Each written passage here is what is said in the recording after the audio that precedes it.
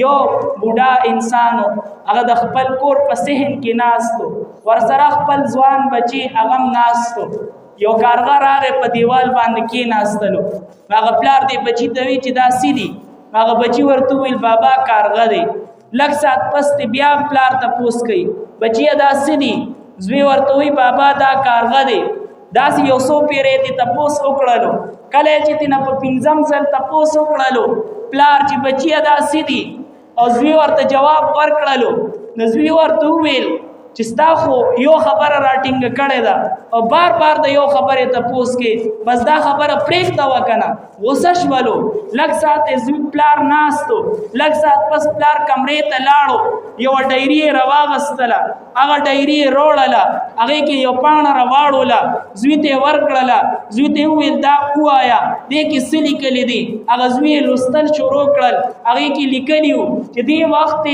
زه په کور په صحن کې ناست یم زما د ټولو نه وړوکي بچې هغه ما سره دی یو کارغه راغی په دیوال باندې کېناستلو زما بچي زما نه 15 ځلې تپوس وکړلو چې بابا داسې دي ما ورته 15 ځلې جواب ورکړلو چې بچیا دا کارغه دی او په دې جواب ورکولو سره ما ته محبت ملو شو ما ته مینه ملو شوه پلار بچي ته وویل چې بچیا وګوره په پلار او زوی کې دننه دا فرق وي تا زمانه 15 ځلې تپوس وکړلو ما تاله 15 ځلې جواب درکړلو صرف دا نه چې جواب مې درکړلو بلکې دې جواب درکولو سره ما ته محبت ملو شو ما ته مینه ملو شوه ما ته سرور ملو شو او تا نه چې ما تپوس وکړلو نو په 15 ځل باندې د ستا رویه بدله شوه ته غوسه شولې ستا هیئت بدل شولو دا په پلار او زوی کې دننه فرق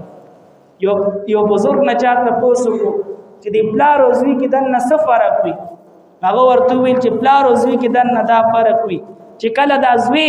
بیمار شي او د مرګ حالت ته ورسي دا پلار دعاګانې کوي چې الله زما دا بچي ښه کړي د په زندګۍ کې برکت واچي د ځواني ماته وښې د صحت ماته وښې او که داسې موقع راشي چې دا پلار د دې بچي دپاره خپل ځان قربان کړي نو پلار په دې کې پروا نه کوي خپله زندګي د خپل بچي دپاره قرباني خو چې کله دا پلار بوډا شي او دی بیمار شي او بیماری په حالت کې دی کټ تو پریوزي او سخت بیماری په حالت کې شي او دا زوی دعا کوي چې الله ډېرې سختې تېرې کړي بس اوس یې ځان ته روغ واړ پلار او زوی کې دننه دا فرق د دې وجې نه محترمو د خپل والدینو قدر پکار دی د والدینو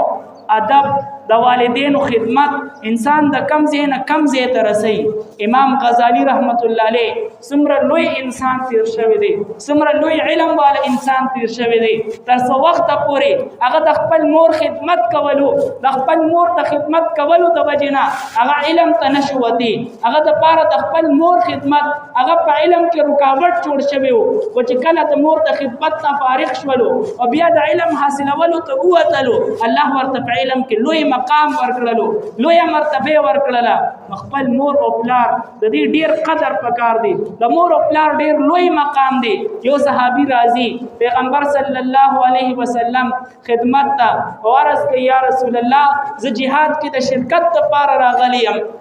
او د فخر په طور سره پیغمبر علیه الصلاۃ والسلام ته ویل چې یا رسول الله ما خپل مور او پلار په جړه باندې پرېښودل او زه دلته کې راغم پیغمبر علیه الصلاۃ والسلام ورته وفرمیل ارجع فضحکهما کما ابقیتهما تو واپس لاړ شه خپل مور او پلار وخاندوه څنګه چې د هغوی جړولي دي هغوی خوشحاله کا دین اندازه ولګوئ چې د مور او پلار څومره لوی مقام څومره لویه مرتبه ده محترم مور او پلار د دې ادب پکار دی د مور او پلار د بې ادبۍ نه خپل ځان بچ وساتئ د مور او پلار د ګستاخۍ نه خپل ځان بچ وساتئ د مور او پلار د خفه کولو نه خپل ځان بچ وساتئ ځکه چې د دې انجام هغه ډېر بد وي امام بخاري رحمت الله علیه په کتاب المفرد کې یو روایت نقل کړی دی فرمایي چې یو بستی وه په هغې کې قبرستان کې یو قبر و چې هغه قبر به د ماښامې وشلېدو د هغې نه به یو کس راوچت شولو د هغه شکل به د خر په شان و